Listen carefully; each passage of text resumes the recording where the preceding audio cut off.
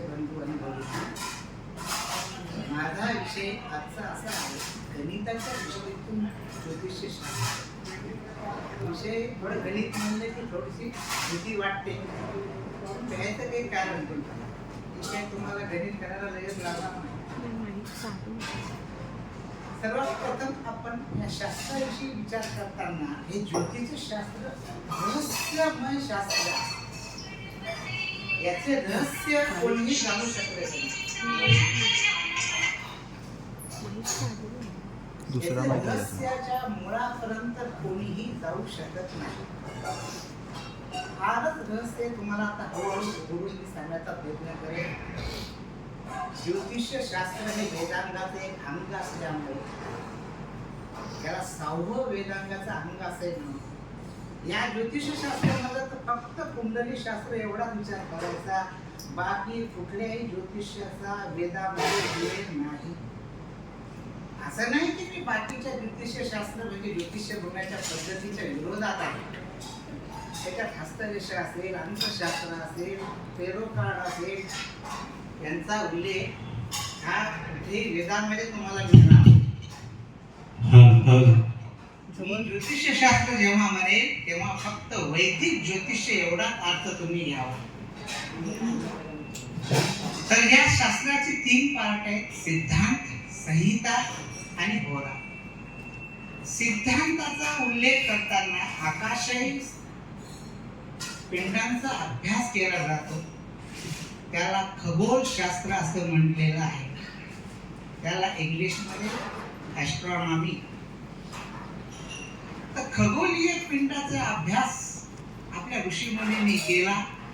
त्यांना जाणवलं की खगोलीय पिंडाचा परिणाम माणसावर होतो, पृथ्वीवरच्या सर्व प्राणी मात्रावर होतो.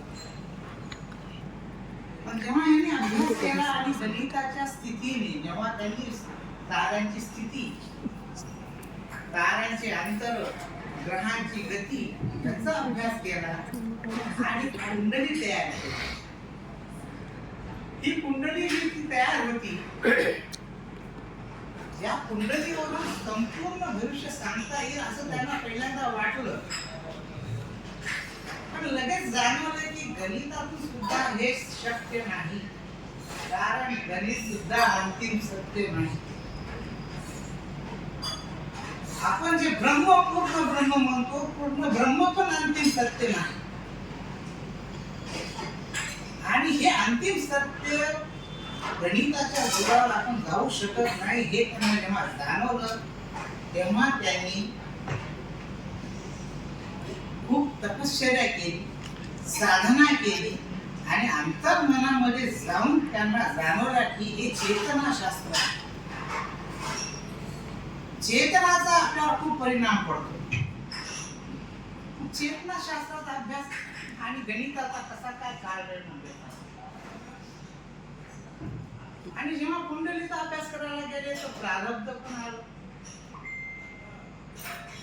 आणि प्रारब्ध नेहमी पराक्रमाच्या विरोधात उभं राहते.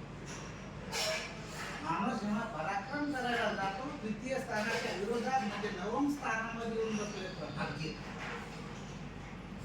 9व स्थान का निवडलं असावं? कारण पराक्रमाला अडचण आणणारच स्थान. आणि या सर्वांचा तेव्हा त्यांनी खूप कठोर अभ्यास केला. त्यांना समजलं की हे शास्त्र गणितावर नसून याच्यामध्ये मानसिक शास्त्र, चेतनाशास्त्र, प्रारब्ध, कर्म, फळ आणि चालू असलेले वर्तमानाच्या कर्माचं पण फळ संमिश्र मिश्रण आहे. मग हे जेव्हा त्यांना मिश्रण समजल्यानंतर त्यांनी खगोलीय गणिताचा फक्त अभ्यास याच्यासाठीच केला की आम्हाला लग्न कुंडली आणि ग्रहाची स्थिती फक्त सांग, याच्या पुढे मात्र खगोलीय गणित नाही. आपण जो अभ्यास करायलो, मी ज्या गणिताचा तुम्हाला अभ्यास करत आहे ते अंक गणित आहे. हे अंक गणित आपल्याला होरामध्ये वापरायचे. तर त्याच्यामध्ये कुठलीही रास 30 अंशाची नाही खगोलीय गणितामध्ये. आणि कुठलेही नक्षत्र 13 अंश 20 करायचं पण नाही. पण आपल्या ऋषी मुनीने सुटसुटीत आपला तुमचा समजा आहे ना, ठीक आहे, आम्हाला तुमचं लग्न द्या आणि तुमच्या घराची स्थिती द्या, आमच्या राशीत 20 अंशाचीच राहील आणि एक नक्षत्र 13-20 राहील. सुटसुटीत त्यांनी तयार केलं, त्यांनी त्यास खोलात गेले नाही. भावचरित पत्रिका सुद्धा कन्सेप्ट नंतर आलेला आहे. आता सरळ साधी कुंडली मांडली, 30 अंशाची एक रास तयार केली, 13 अंश 20 करायचं एक नक्षत्र घेतलं आणि ग्रहाची स्थिती मांडली. याचा आणि खगोलाचा संबंध आहे. मग हे अंक